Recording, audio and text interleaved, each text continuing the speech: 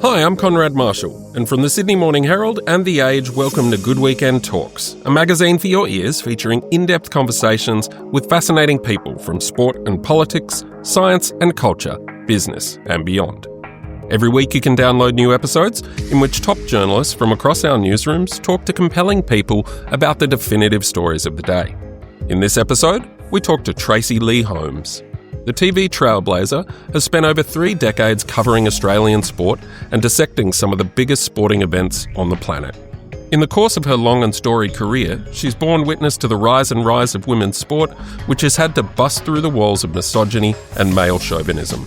Her new book, The Eye of the Dragonfly, is part memoir, part sporting manifesto, and details her nomadic childhood as the offspring of surfer parents, her start in television, her amusing first meeting with partner and fellow TV journalist Stan Grant, and how racism towards their relationship briefly unbuckled their careers.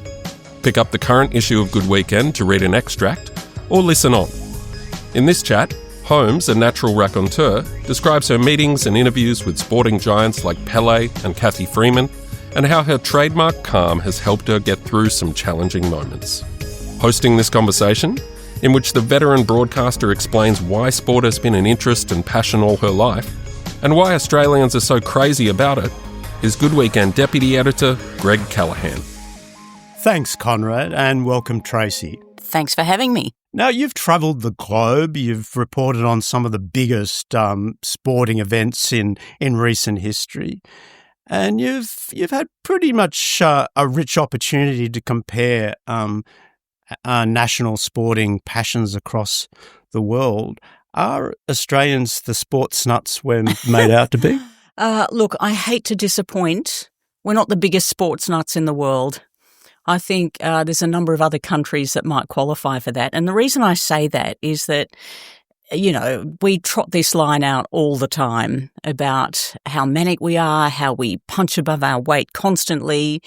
And I think it was when we were living in the Middle East, and I heard this again when I was looking at some myopic coverage of, you know, an Australian team somewhere. And I thought, I'm actually going to have a bit of a look. And I'm going to look at a variety of sports, winter sports, summer sports, Olympic sports, non-Olympic sports, take some of the biggest sports, football, of course, and just see which country appears most in the top 10. And I think the country I found was Croatia. And if you look at a country of like 4 million people who only sort of got its independence, in the 90s somewhere, and, you know, competed in their first FIFA World Cup in 1998, and you go, they appear so often. Like, this country is really obsessed with sport across the board, and would rival Australia, I would argue. And not just football? Not just football, other sports. You know, a lot of winter sports, of course, alpine skiing, you know, they're big on, but athletics, track and field, you know, across a number of sports. And I think the other thing is we tend to look at the sports that we love and we play, and some of those are quite domestic with not much of an international footprint. So Aussie rules, of course, we're obsessed with Aussie rules, but no one else plays it. And then you look at other countries, China, for instance, and you go, okay, well, table tennis is massive, and every 90-year-old grandparent is in the park at lunchtime across the road on these free-to-access table tennis tables, playing each other in this sort of, you know, just ad hoc competition. And I remember when we first moved to China and we'd walk through the park and some of these old people would say to our young kids, come play me. And our kids would get up there and, you know, hit their little shots across the net. And these old people go, you're no good, go away, you're no good. Yeah, so I think a lot of countries are obsessed with sport. I have to ask you, do you see our passion for sport? And I know we're ranking second to Croatia, but do you see as it being a tonic? You know, what we love about Australia is a kind of notion that we're pretty kind of easygoing. Does our passion for sport serve as a distraction from other destructive impulses, perhaps like nationalism that you see in other countries? Look, I see those things not just in other countries. I see them here too. And I've never looked at sport as a tonic or a kind of distraction from the reality of the world. I've always looked at sport as what it tells us about the world, because sport doesn't exist in a vacuum, even though it's interesting how sport is viewed by people who are not in the sports system, and it's very much a silo that exists over there somewhere. And it's for the fans, or it's for the gamblers, or it's for the athletes, or it's for the big machinery of the IOC or FIFA. But the reality is, sport comes out of the societies it exists in, and so sport is so much more than a distraction. For a fan that turns up week in, week out to support his or her club or athlete or team, it's possibly a distraction from life and the challenges of life or the mundanity of life. But for me, it's always been, it's like looking through the microscope at a petri dish. And here's this little amoeba we're looking at, and that's called sport. And what does it tell us about where the world is going? You know, your passion and your observations in sport really come across in your book, The Eye of the Dragonfly: My Life Seeing the World Through Sport, which has just been released. How did you find writing a book? Because we're used to seeing you as a broadcast journalist. Yeah, well, I'm much happier talking than writing. And for my sins, I'm married to Stan Grant, who sits down to write a book almost at will, and it's done. And it comes out of him like a melody, like an orchestra, you know. It sort of has this ebb and flow, and it's like a song that just pours out of him. Writing is not like that for me. So it's not as though I struggle, but I consider myself pretty boring, actually. And so what gets lost in the fact that I write how I speak is that some people think it's too forthright and it's too confronting for them. Other people, I'm sure, think, oh, well, what would she know? And that's true. But I'm not writing about me. I'm writing about the things that I've observed and, you know, what it tells us about the world. So the struggle for me is not actually the writing. It's just that, you know, Stan's so unbelievably good. And I can never get close. It's very frustrating. Look, I'm with you. There are some writers who approach writing like musicians. I was just speaking to a freelance journalist earlier today after doing some heavy work on their story, and I said I approach writing like an engineer. You know, I look at it, I see how things are constructed. Yeah, I would love to be a musician. I'd love to be like Stan. Yeah. Now, your book has some really cracker anecdotes, but it also has some really interesting insights. You just said your life is boring. My God, it's my life's not boring because the world's not boring. Yes. No, I am boring. Well, I'm almost irrelevant to the story. Well, what I found really interesting was the stories of your childhood, which was like you both parents were keen surfers, moved around a bit, were pretty nomadic. They spent time in South Africa and Hawaii before returning to Australia. Has that sort of forged your own kind of restlessness, do you think, as an adult? Look, for the travelling component, yes, because I'm never happier than when I'm travelling, especially to new places or places I haven't been before, to places that are so culturally different, languages and food that, you know, I haven't heard or tried before. I'm very happy in that kind of an environment. I hate this idea of being anchored to a place, and obviously that was because of my childhood, and I enjoyed that childhood. There are many other people that may not enjoy such freedom, if you like. I love to experience new things. And so, yeah, that kind of the beginning that my mother and father gave to me through travelling a lot and experiencing very different cultures is something that has stayed with me and I would never want to change. There's some beautiful passages about your dad. You were pretty close to him. Yeah, I think close might not be the right word because we hardly ever saw him. But the moments that I did spend with him, I think we are attuned in the way we think about things. And, what I remember about my dad a lot of times is some incredible thing would happen or something that most other people would get really worked up or stressed about, and he'd just laugh at the absurdity of it, and how are we going to get out of this situation? And so I very much think the way he thought. And I have a younger sister, she's 4 years younger, and she very much thinks the way my mother thinks, which is much more about, oh my God, how are we going to get out of this?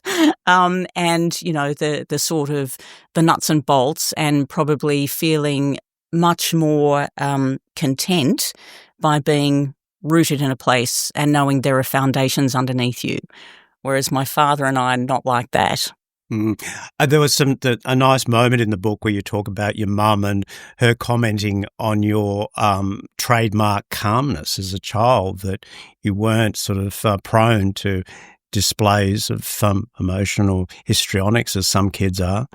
And that's a pretty good trait for a journalist, isn't it? Oh, I think so, because I think, and there's lots of different forms of journalism. And there's lots of different types of journalists. And the market decides which type of journalism they like.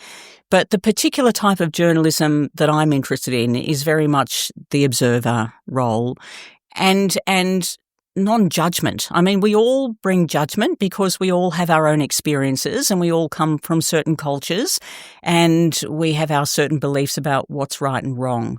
But to be able to tell a story without necessarily judging what is happening, but trying to understand from that point of view, walk a mile in my shoes kind of scenario, so that the people who are consuming it, reading it, hearing it, can sit back and think, okay, can I get a total picture from this story that is being told by this journalist? And now I'm free to make up my own mind because I feel like I've been given more of the information and more of the detail, and I feel like I understand the complexity more. That's the type of journalism I like, and I've tried to do. Now, for a journalist who doesn't like to be part of the story, you went through a challenging time when you and Stan were first together at both at Channel 7, and there was a little bit of angst. Angst is the word. Thank you so much. That's the word I'm looking for. Angst, particularly from Network Brass when you moved in together. It seems extraordinary looking back. This was during the Olympics in 2000.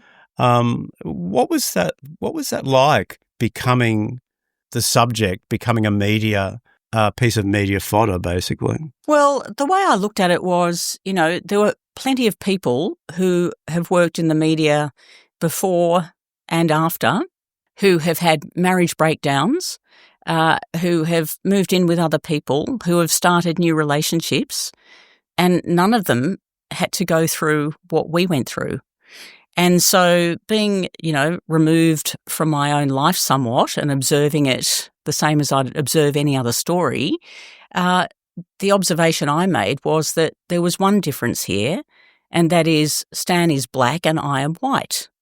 And I think that story still resonates in this country, which is kind of odd to me. I thought we had moved beyond that. And I thought that, while there is much more acceptance of mixed marriages, and I think that's, care of a change in our immigration policy, which was once rooted in, the white Australia policy, those things have sort of changed and the edges have worn down. But still at the heart, there exists this thing where people are judged differently because of the colour of their skin. And Stan and I were somewhat of an anomaly, not the only ones. Of course there were other mixed marriages, but it really kind of captured a particular part of society. Even one newspaper running a poll, do you support Stan and Tracey living together? I mean, what is that? Do we support anyone living together? How would we know? Yes, how awful. So how do you see the state of racism in Australian sport? Things have changed in the last 20 or 25 years and, long overdue. But, people like Adam Goodes have taken a very brave stand. Have they made a difference? I think what I said previously, that the edges have softened, but there's still this thing that exists, and we cannot go a season without there being a racist, incident or two or three or a dozen in AFL. They're not the only ones, of course. It's not the only sport. But Adam Goodes, who called it out so graciously, to be honest, if you watch his documentary, The Australian Dream. It was great, wasn't it? He's so gracious. But the cost of that is that he was lost to the sport forever, gone. There are other names, Joel Wilkinson from AFL, Heritier Lumumba. In netball, Danelle Wallam, who is one of the greatest goal shooters in the country and cannot get a contract in the netball league. So she's gone to play in New Zealand because she dared call out, or not even call out. She said in a player meeting, I'm really uncomfortable wearing this name, Hancock, which was the sponsor of the netball diamonds at the time, because, this was the man who said he'd like to wipe out her people. And for daring to do that, netball lost their sponsorship from Gina Reinhart, and Danelle became a marked person from then on. But look, if you don't mind, I just want to read you something that Heritier Lumumba wrote in an opinion piece fairly recently, because he's left Australia too, kind of lost to the game and our annals of history, and he's living in the US. And he was talking about one of the latest racist incidents here concerning Willie Rioli. And he was talking about in the US that there'd be consequences for racist behaviour. And this is what he wrote. And it wouldn't stop there. A wave of journalists, ex-players and cultural commentators, many of them black, would drag him through the mud, name it for what it is, and happily pressure and apply pressure.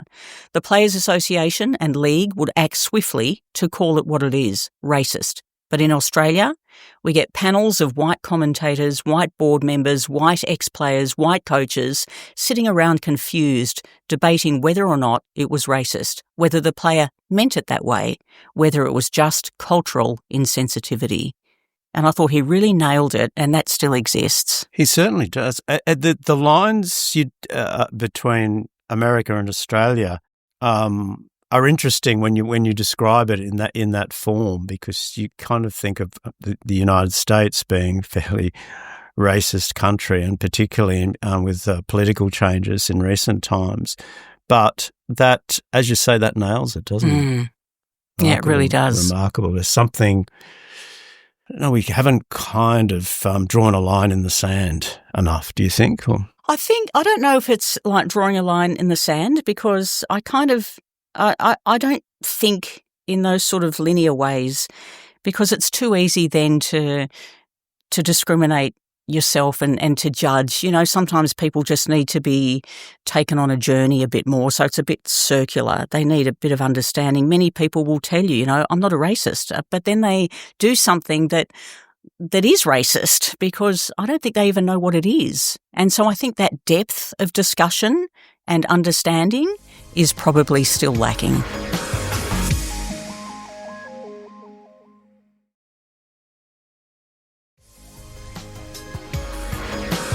You've interviewed so many sporting greats. I love the story about the legendary Pele and how you set up an interview with him. Can you walk us through that?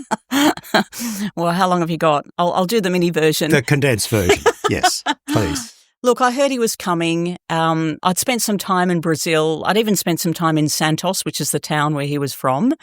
He was a poor man, or a poor boy who had exceptional footballing skills, played for Santos, went on to play multiple World Cups for Brazil and became a legend. And he was coming to Australia because he'd released this 2-volume series, and it had all sorts of, all his stories. It had newspaper clippings. It was just wonderful. It was like an encyclopedic version of his life.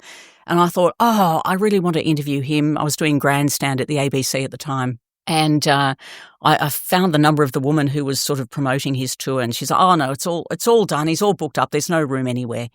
then I saw that he was going to be speaking at a function in Western Sydney, and then he had to get back into town for another function.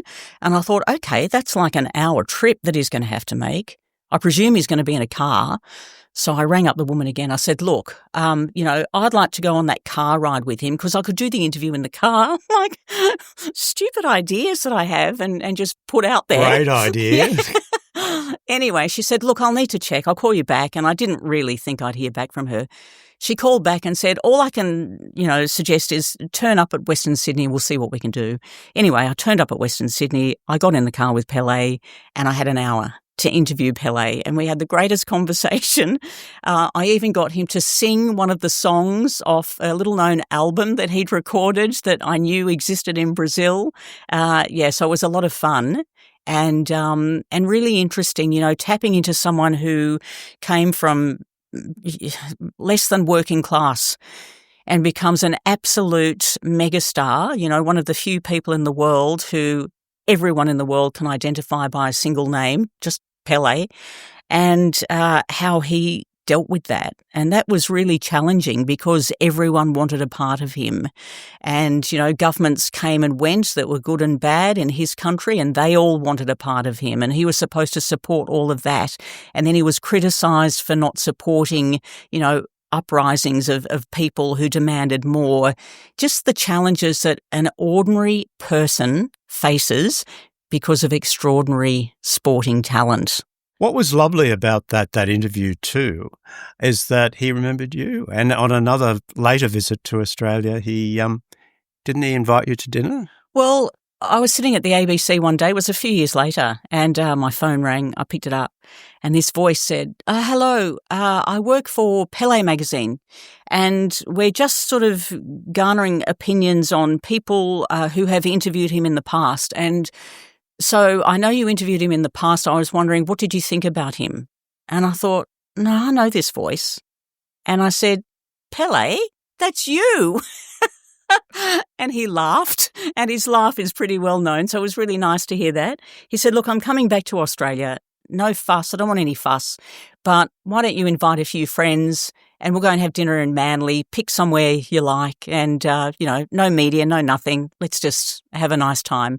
And we did. And I think because we had such a lovely chat in the back of the car, and it was a way of him being able to be Pele the person, not Pele the legend. And, so we had a lovely dinner with a few friends. It was very nice. So how do you do that as a journalist? How do you put people at such ease? There's a story that's not in my book that people have reminded me, maybe you should have put that in. And it was about meeting George Harrison, and I didn't even know who he was. I mean, I knew the Beatles. I knew George Harrison was part of the Beatles. You didn't know who George Harrison was? I didn't recognise him. He was sitting opposite me at a dinner table, at a dinner with some people from the Formula One Grand Prix in Adelaide one year. And I think at first he was shocked and thought I was pulling his leg, that I didn't know was him, because I was just talking to him like a normal person. And then I think about half an hour later, it sort of clicked with him. Actually, no, she really didn't know who I was. Wow. I might have found the only person on the planet that didn't recognise me, and is not treating me like George Harrison, the Beatle, but just chatting with me. An ordinary person. Yeah. And I think that's just the key. Like, people often say to me, who are you in awe of? I've never been in awe of anybody, I don't think, because people are people. We all hurt the same way. We all love the same way. We're all confused the same way. And we all just try to make a life the same way. And if you can tap into that, you're going to get something that's really raw and special and unique. And that tells you more about the person than any headline or legend status. Warmth is important though, isn't it? And you're clearly a warm person. I got that sense even just in the short conversation we had before we came into the studio.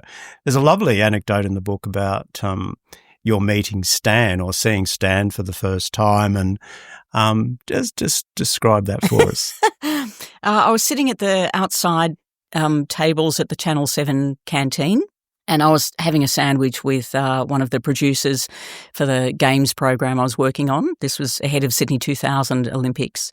Anyway, Stan, I could see him coming out of the canteen, walking down the stairs, and I said to the girl I was with, again, because I'm never sure of identities, "Oh, that's Stan Grant, isn't it?" And she said, yeah, it is. And I went, "No, he's pretty good looking, isn't he?" And just an observation. And she went, "Oh, yeah, he is." So as he kind of walked near us, I said, "Hey, Stan." And this poor producer's like, "Oh, no, don't. I said, "We've just voted you the best looking guy at Channel 7. And he was so totally embarrassed. And he was like, "Oh, thanks," and wandered off with his little bag of lunch. And that was it. And then it was like a couple of months later, I got an email saying, "Oh, you've got to go down and get some publicity shots because we're sending you to Olympia for the lighting of the torch, for the torch relay that was going to go around the world and come to Sydney." And, publicity shots, 2 p.m. Thursday. So I rock up 2 p.m. Thursday and there was Stan again. And I didn't realise they were sending him as well. So we had to have photos taken together. So the only conversation we'd ever had was that short exchange at the canteen. We have these photos taken. Again, that was it. Publicity shots are sent out everywhere. And then when we went on the trip, Stan made sure he was sitting by himself on the plane somewhere, not with the rest of the Channel 7 team, and there was quite a few of us. And we had a stopover in Rome, I think, and I went over. He was always reading books, and he still does this. He travels with a shoulder bag that I swear weighs an absolute ton, and he's reading 10 or 12 books all at once at the same time. Anyway, I went over and I said, What are you reading? And he said, "Oh, well, this and this and this and this." And that started a conversation, which we continue through to today, 25 years later. Isn't that fantastic? And he's such a reader. He's got all those books. Oh, my God. Our bed is surrounded by books. Our house is full of books. His library's got about 10,000 books. It's just books. Fantastic. That restores my faith in humanity when I hear about books in this digital age. Or journalism. Now, I have to ask you, a veteran sports reporter, surely there must be a sport that bores you to tears. Is there one? No, and I need to pull you up because the working title on my book at the start was, "Do Not Call Me a Sports Reporter." Oh, my apologies. No, that's all right. And everyone does. But I've never seen myself as a sports reporter because I don't actually care about the halftime speech or what the result is or who's been injured and who's coming in to replace who. And, that's never, ever been my interest. My interest has always been the humanity that is played out, those psychological interactions between team members, coaching, administration, the legend status of sport, the position it occupies in diplomacy, the politics. It's all this other stuff. So it's everything about the world that makes the world function. Sometimes it grates, sometimes it's in sync. That's what's being played out in a sporting contest. And so that's what I'm looking at. It's like, what is that moment, that essence telling us about the place that these people came from, their desire to achieve, what drives them, what's important to them? So it's all of that. Yes. So nothing bores me because it's all about humanity. And it doesn't matter what they're playing. There's a psychological driver there. There's a cultural background. There are beliefs and challenges and, it's everything. It's fascinating. When you describe it in that way, I sort of get your trademark because you are very different. You've carved out your own style, haven't you? Yes. I think so. Yeah. So, Cathy Freeman, tell me about what it was like going back. We'll go back to the Olympics 2000, the 400-metre race, that unforgettable moment. You were in the stadium at the time. I was, but it kind of goes back before then. So, again, we were doing the Olympic Games show at 7 and the stadium had just been completed and no one had been in it, but we'd been covering it, through the development and going in there with our hard hats and, high-vis vests and what have you. Anyway, they were going to open it and we had the first kind of look at the venue. So what we'd organised to do was to get Cathy into the arena, onto the track to do an interview. And I started thinking about how can we make this different? How can this be a real moment for Cathy? And what we did was there were two massive screens, as you know, that were at either end of the venue, and we organised for her run from the World Championships, and she'd become the world champion. And we thought, we're not going to tell her this. We're just going to say we're going to do an interview down on the track, and you'll get to see the stadium for the first time and imagine what it's going to be like on the night that you run. So we walked down through the tunnel, and we're just chatting, and we're mic'd up, and the cameraman was filming. And as we emerged from the tunnel, they hit play, and the sound of her, the crowd cheering and her running, and this vision of her at the World Championships when she got the gold, it was just echoing around this empty stadium. And she looked up and saw it, and you knew that she was back in that moment, and she just sunk down to her knees.